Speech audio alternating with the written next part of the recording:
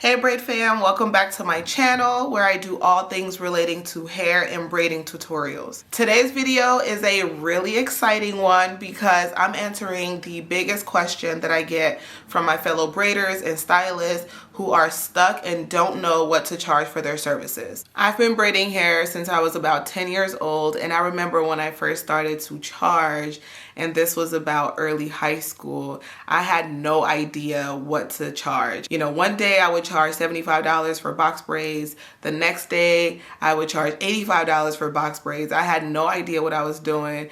No consistency, no pattern, no process whatsoever. Then I got into college and realized that I really needed to be consistent with my prices because at that time I was taking my braiding business a lot more seriously. I was gaining a lot more clients, and I started using a specific formula that I will be sharing with you all today, so stay tuned for that.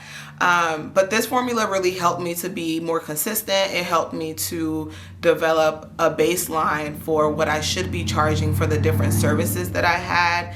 And overall, just made my whole price list a lot easier to remember and a lot easier to communicate with other people. But before we get into doing math, I do have a few things that I want to mention that I think everyone should be considering when you're trying to create your price list. The formula that we'll go over is not a one size fits all. So before you start writing down numbers and figuring out what your price list is going to be, I really want you to consider your own personal circumstances and these 5 things. One thing that you should consider is your location. Now, location is so important in trying to determine how much you are able to charge, because over time your location will dictate what people are able to pay. So for example, someone living in a bigger city might charge something slightly different than someone living in a smaller city. If you live in the Midwest versus the East Coast versus the West Coast, just your location in general is really crucial in determining how much you are able to charge. The second thing that I really want you to be aware of is your target audience. Now, your target audience is basically the type of audience or people or clients that you want to attract. For example, when I was in college, 90% of my clients were other college students.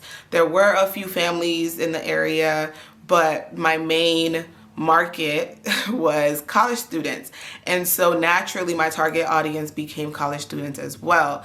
And so your price is definitely going to be based on who you're trying to target, whether that comes organically or not, but you just want to be aware of the type of people you are trying to attract.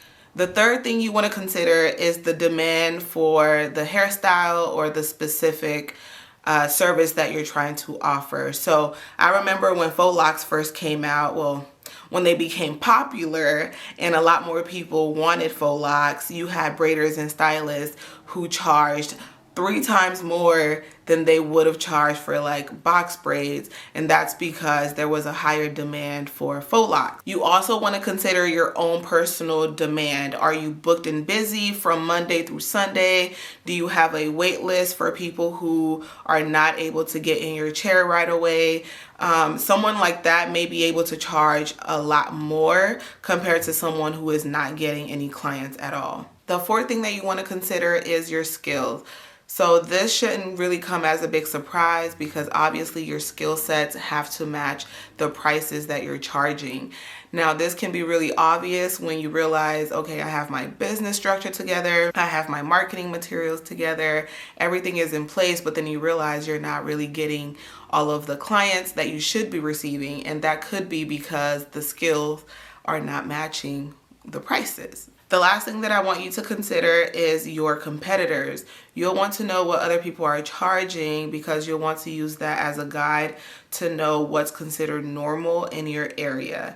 Now, I don't want you to, go next door and copy the next braider's prices dollar for dollar because obviously their circumstances might look different from yours, and so you want to really use that as a guide rather than what the rule is. All right, so we just went over a few things that you should be considering when you're creating your price list. So now let's get into the math portion of this. The pricing formula is based on your hourly rate. And this works because it allows you to have a standard formula for how you charge for each of your services, regardless of what that service is. So the formula goes hourly rate equals your annual goal divided by 52 weeks, divided by your working days, divided by your maximum hours. So to break this down a little bit more, again, your hourly is the amount you will charge for each hour of service.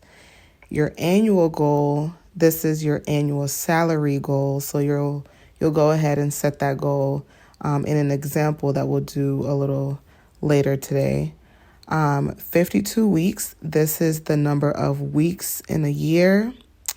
Working days, this is the number of days in a week that you plan to work. So this will be from 1 through 7. Max hours, this is the maximum number of hours that you plan to work in a day.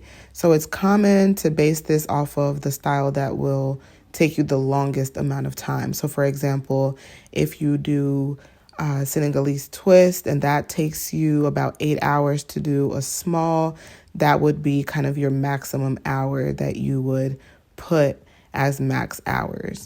Even though this formula or this pricing formula is based on your hourly rate, I want you all to keep in mind that your hourly rate should be an average. So every single one of your services do not have to follow this hourly rate rule. Some may be priced a little bit more than what your hourly is, and some may be priced less, and this is based on your own personal circumstances. So I'm going to break this down a little bit more so we can figure out what our hourly is going to be based on this formula. So step 1 is we're going to set our salary goal, and let's say we want to make $60,000 per year. Step 2 is we're going to figure out what our working days is going to be. So let's say we want to work just 4 days per week, and we're going to multiply that by 52 weeks because you have 52 weeks in a year. And that gives us 208 working days in 1 year. Step 3, we're going to figure out our daily rate. And we're going to take our annual goal of $60,000 divided by our working days of 208 days to give us $288. And this is our daily rate.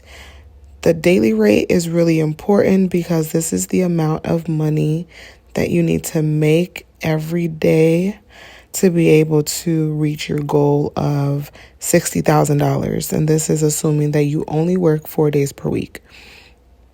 Step 4, you're going to figure out your average time that it takes for your longest service. So for this example, let's just say we do small knotless box braids that takes us about 8 hours. So let's put down 8 hours. This is the maximum number of time that it takes us to do it. And then step 5, we're going to finally figure out what our hourly rate is going to be. So we're going to use our daily rate of $288 divided by 8 hours that it takes us to do our longest hairstyle. That'll give us $36, which is our hourly rate. So this basically means that each service that I'm offering, if I'm spending 2 hours on that service, I'm charging 36 times 2. If I spend 10 hours on that service, I'm charging 36 times 10, and so on and so forth. So the hourly rate is a really good baseline to start with charging for your services. So what we just did was kind of a long version of trying to figure out your hourly rate. A more shortcut way of doing this is to use your annual goal divided by 52 weeks, divided by the number of days that you want to work per week, divided by the number of hours that you want to work per week. And this will give you the same rate, the same hourly rate. And so when we plug these numbers into the formula, we still get $36 per hour. Now, the reason why I keep saying this is a formula to help you determine your baseline pricing is because this does not include supplies. If you're the type of braider that provides hair, this doesn't include overhead. This does not include a lot of things that you should consider. And so this formula is great if you don't know where to start. But if you are a more experienced braider or stylist, please consider all of your expenses that relate to your business in order to get like a more accurate representation of what you should be charging.